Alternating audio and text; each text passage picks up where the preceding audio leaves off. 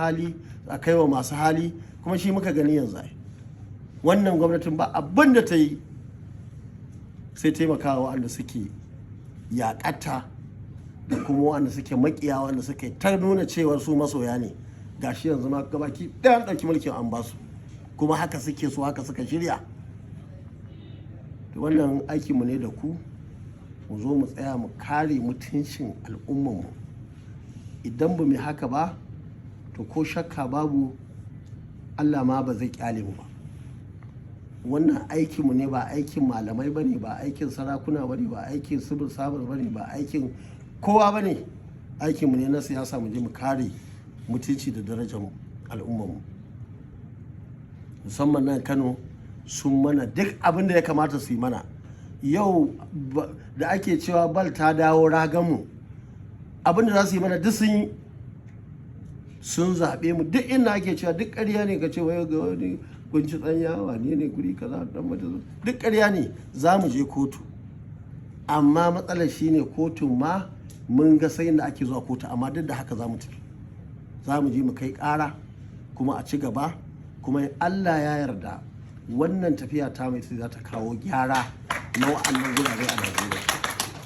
Wanda suke murna da zalunci, ina so su ringa tunani, su ringa duba baya, kuma su duba tarihi. Ba wanda ya taba nasara da zalunci. Sai kai tayi kana san kai wani iblis ne kai. Rana ɗaya sai dai ka ji ana ko Allah sarki, ko kuma Allahu akbar, ko kuma ana faɗan waɗansu maganganu wanda kuma suke zaton za su cutar da mu ko su cutar da mu, za su zo su zauna lafiya. To ya kamata su soma tunani.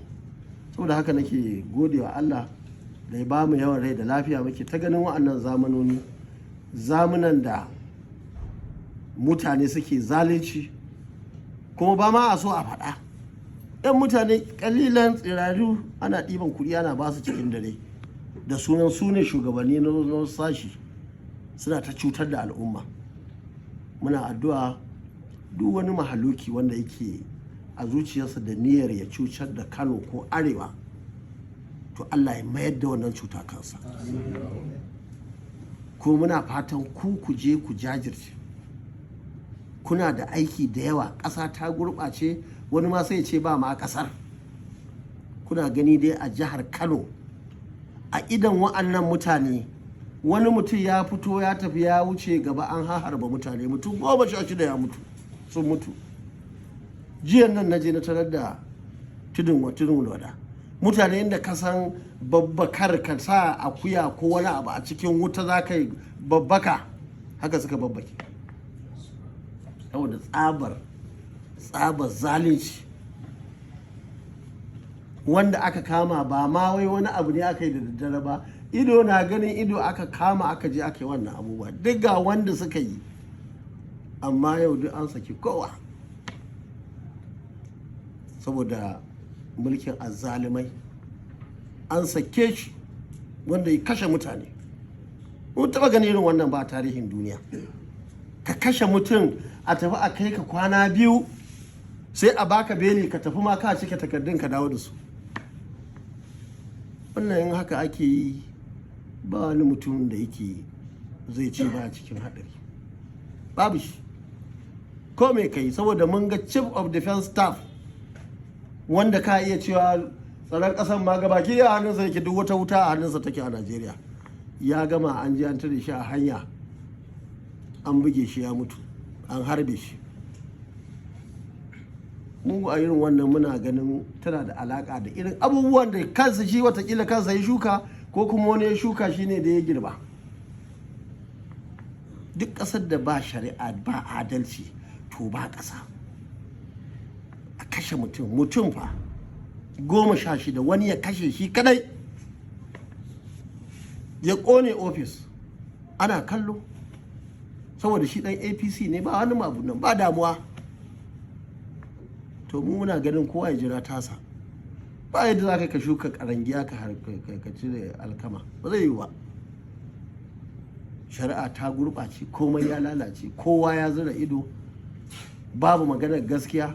INEC ta cancanta abubuwa. sannan haka wani ake cewa ni ne nake ta yawo na faɗa da talabijin da rediyo an kawo sabon abu barar da Allah ya masa albarka ya sa hannu, ashe duk ƙarya ce. Ina nan a zaune mun ji an gama zaɓe an komai, ba wani shiri da muka yi da kara akwatu, domin da muna da ta an harba, ashe a zaliman jicoge ne kawai. Muna nan kawai sai aka ce gaci ana ɗauka akwatu, gaci ana koran mutanen ku, sai ka je wurin ejen guda ɗaya, saboda mun zaci ko an ɗauke ejen ɗin sakamako ya tafi. Ashe tsari ne kurum. Wannan ya kamata duk wanda suka shiga cikin wannan aikin zaben su kunyata. Ƙasar da ake da daraja, iyalinsu ma da 'ya'yansu da jikokinsu sun fito aka ce wannan ɗan wane ne, to ya kamata a yi masa tofin alatsi ne.